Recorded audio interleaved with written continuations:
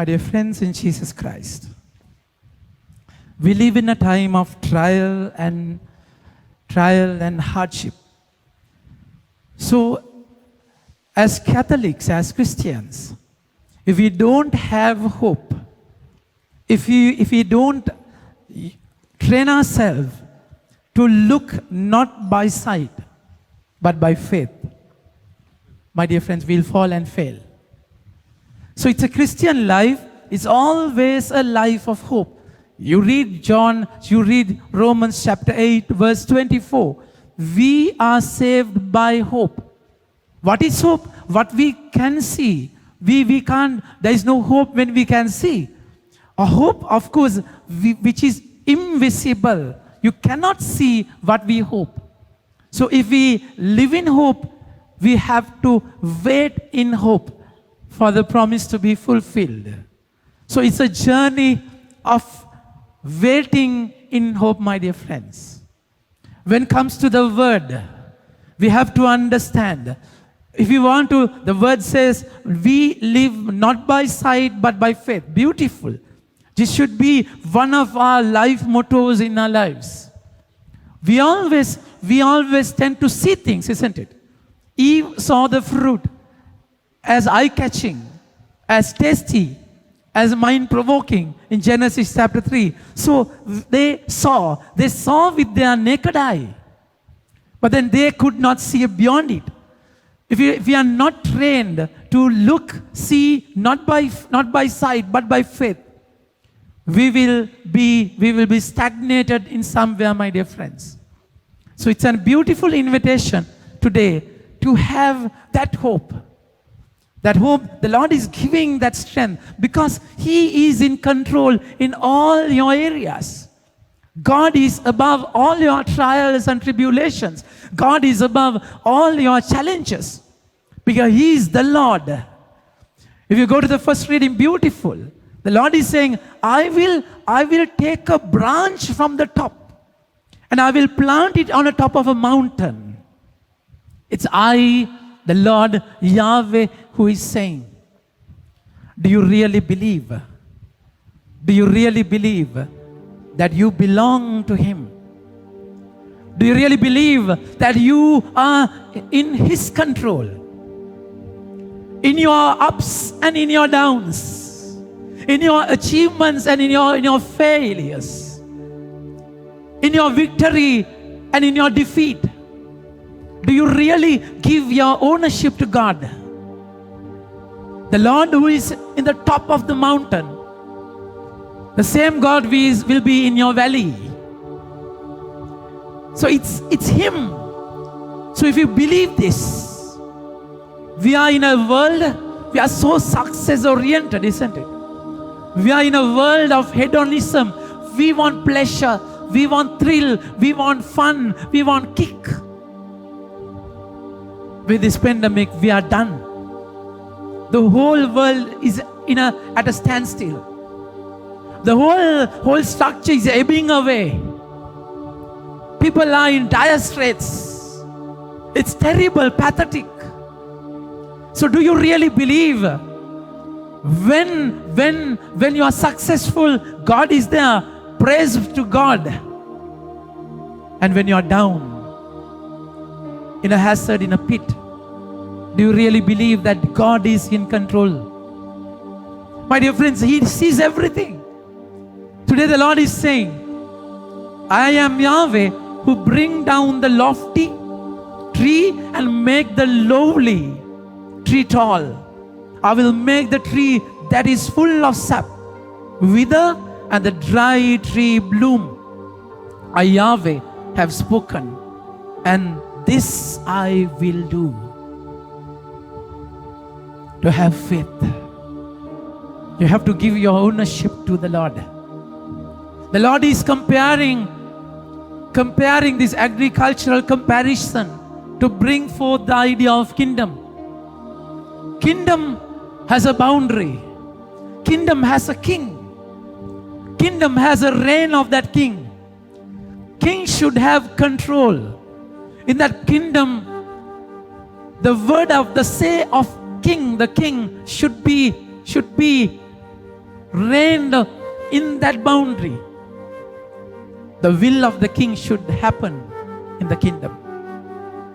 My dear friends, do you believe to his kingdom or kingdom of darkness?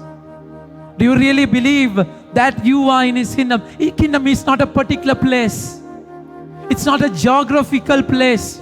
You cannot Google and search and go to that kingdom. It's a different map. If your will is crushed to do his will, my dear friends, if you do his will, that's the kingdom. In the first reading, second reading, beautifully says, so we feel confident always. We know that while live in the body, we are exiled from the Lord. So body, this carnal desires, this flesh. Paul says, I do what I don't want to do. The sinful nature, we are prone to sin. Always this, it's a cage that we are controlled, we are curtailed within. St. Paul is saying, we are captivated, we are imprisoned, carved in this body. But then Paul is beautifully saying, we live not by sight but by faith. But we dare to think that we would rather be away from the body to go and live with the Lord.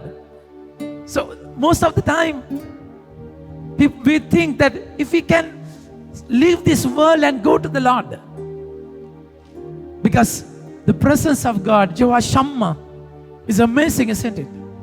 The pain of the world, the struggle of the world, the weakness of the world, that you are so into frailty and weakness, that you want to go there. If you die and go, if you can go to the Lord. But Paul is saying beautifully, whether we have to keep this house or lose it, he speaks about the body. We only wish to please the Lord. This should be our life goal, motto, target of life. To please God. Whether you are here or there. So kingdom is a place where you please his will. In Matthew chapter 7 verse 21 beautifully says, those who say, Lord, Lord, will not enter the kingdom, but those who do the will of my Father. To know the will, to do the will, you have to know the will. To do the will, you have to have that desire, that inner persuasion. My dear friends, so kingdom is like what? Kingdom, the Lord is saying, the kingdom of God is like this, a man scatters these seeds upon the soil. Whether he is asleep or awake, be it day or night, the seed sprouts and grows. He knows not how. So kingdom is like that seed. A sower will sow. Parable of the sower. Mark speaks about it before this parable. So it will fall on a particular ground, different forms of ground. So that is our inner disposition. That seed is the word of God. And it can fall on the road. I mean, very busy. We don't stop by the word. We are so caught up in the worldly current, isn't it? That seed can fall on a rocky soil. There is no depth. We have something hard within. That kingdom, that word can fall among thorny bushes.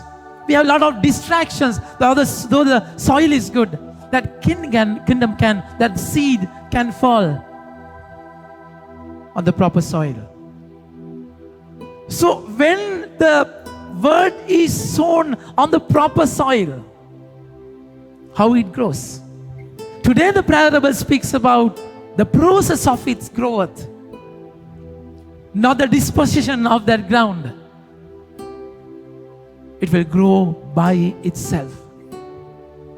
My dear friends, you have a part to do. Remember, you have a part to do in the kingdom.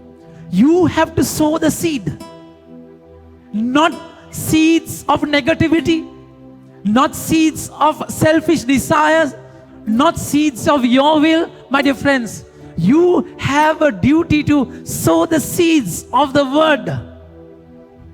That's all what you can do. The seed will grow by itself. So it's a step of faith. You can't, you sow the seed today. You cannot see the seed is sprouting all the next day. No, you have to wait upon it. Trust what you can't see. You have to believe in everything.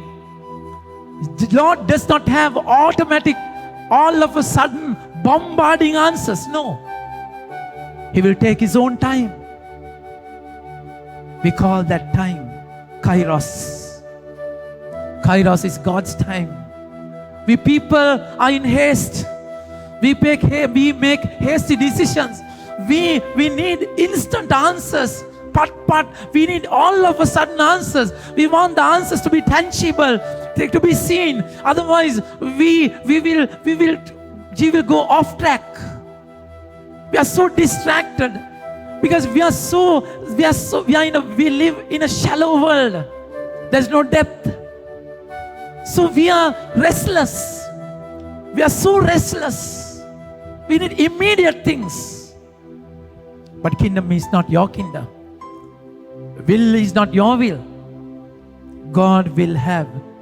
He will have His own time. You have to wait upon it. You have to wait upon the Lord. You sow the seed and you cannot do anything apart from that. But then you have to safeguard of the nursery, isn't it?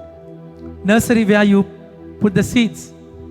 You have to make a proper fence. You have to you have to guard your thoughts. You have to guard it. The Holy Spirit will be the rain. That rain will make the seed grow. You think about Genesis, first chapter. So Word of God was there. Holy Spirit was there. Word and the Spirit gave new life. So Word without the Holy Spirit is useless. Think about the first soil where the seed fell on. That's Mother Mary's womb. And the Word, Spirit, gave birth to that seed of Jesus. And Jesus became a huge tree who sheltered the whole world. And then that's exactly, so we have to have that fence to guard the seed, because birds can come, distractions can come, scavengers could come. When Abraham was asked to cut open the animals in Genesis chapter 15, vultures came to devour the flesh of the animal. The covenant could have been broken. So immediately, lot of attacks could come to that soil. So you have to be on guard. In the kingdom, lot of distractions, lot of attacks. Be on your guard. How do I protect my nursery? How do I protect those seeds? The Word of God. My protection is this, my dear friends. This is my weapon. This is my weapon. This I give. This is how I protect myself. The Word of God. And the roses is given to Saint Dominic. And the Lord said, this is a weapon. This is how I protect my nursery. It's up to you to decide to choose your fence of protection. So then you have to wait in hope. the seed will grow. The soil produces of itself first the blade, then the ear, and the full grain in the ear. And when it is ripe for harvesting, so it's a step-by-step process, isn't it? It's a step-by-step process. The Lord, what you have to do? You have to sow the word. You will reap what you sow.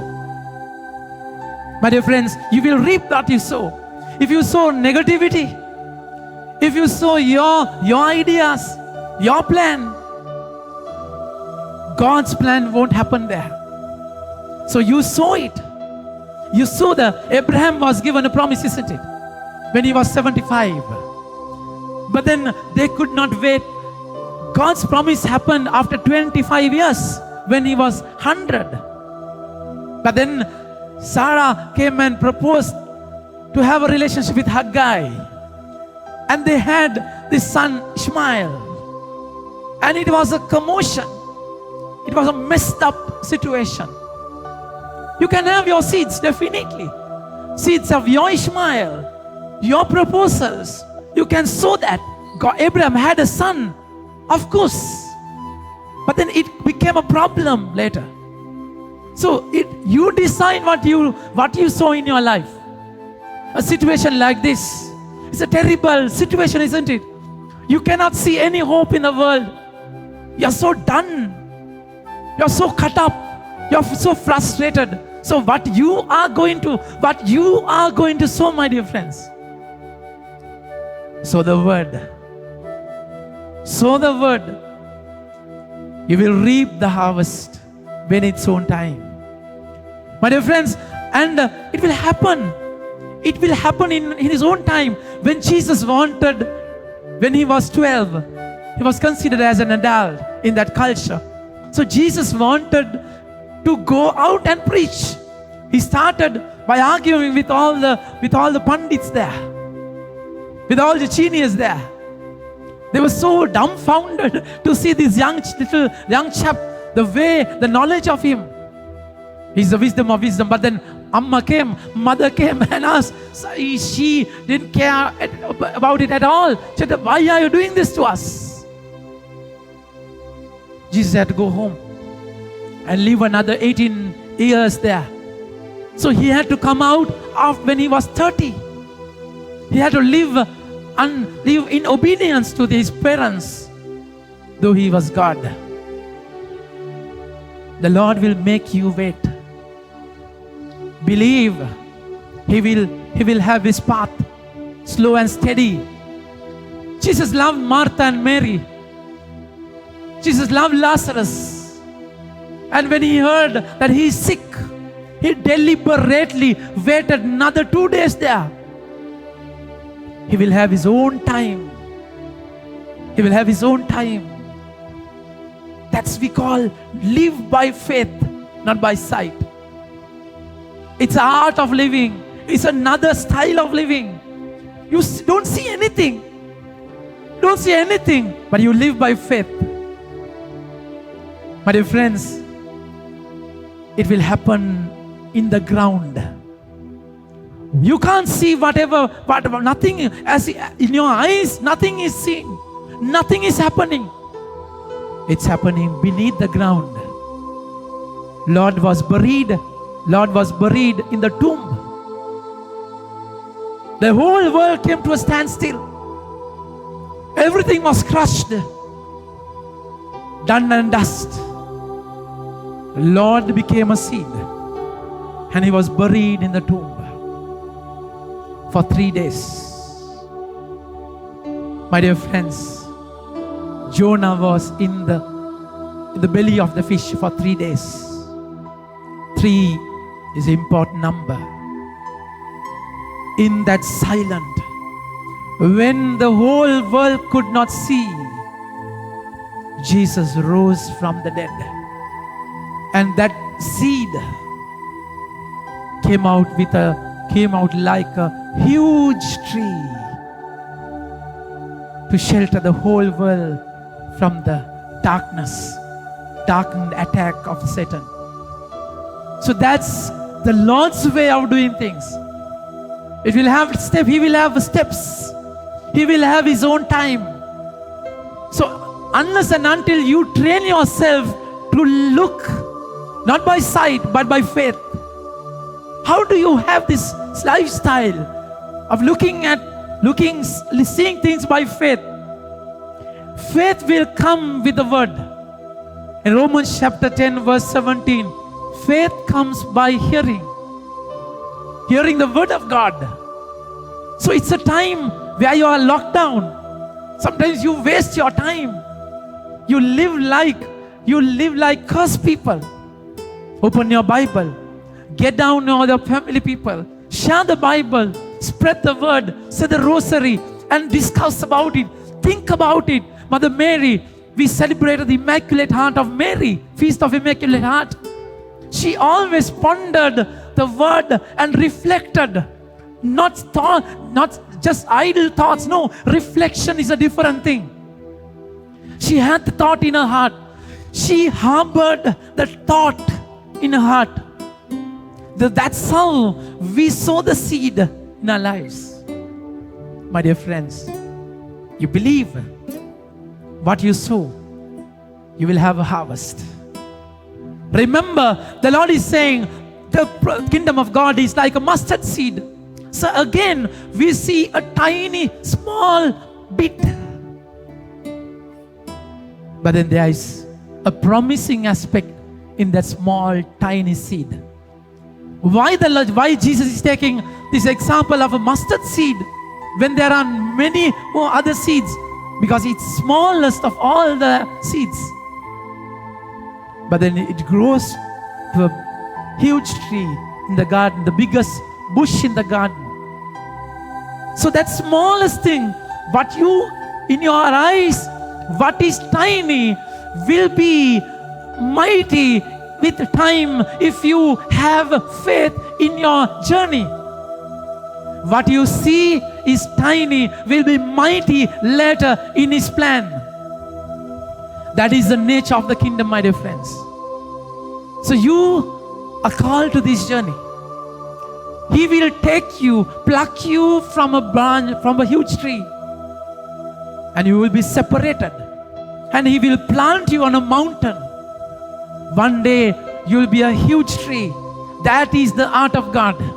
So what you have, your ego, your plan, your strategy will be crushed down. Lord will have His own plan.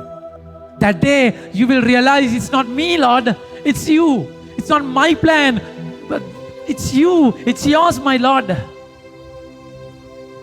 All these trees, the seeds that you sow, and also the mustard seed will grow. When it is ripe for harvesting, they take the sickle for the cutting. The time for the harvest has come. Even the mustard seed will grow.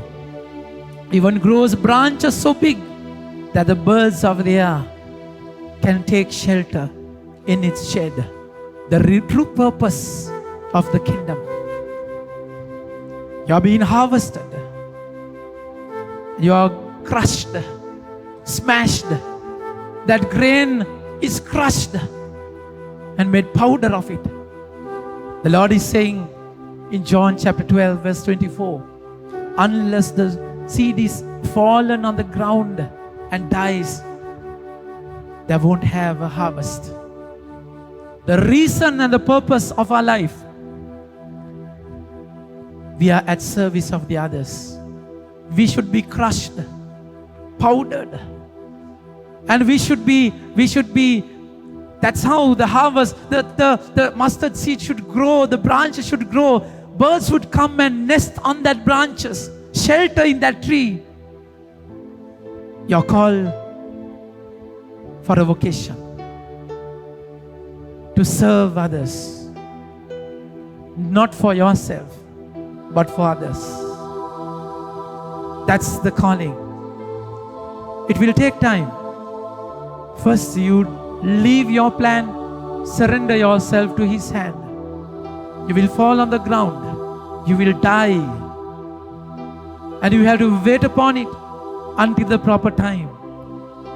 And there will be a time. All these processes would happen for the harvest. Even the mustard tree should grow for the people, for the birds. So we are called with a purpose. Not to be served, but to serve.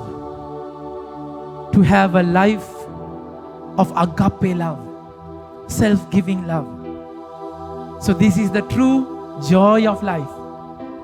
Whether we live or die, we are here to please God. We are not people pleasers. We please God. That is the true joy of living. For that, you have to have a life with not by sight, but by faith. Have faith. Lord will use you in His own time. Until such time, don't go off track. Wait upon the Lord.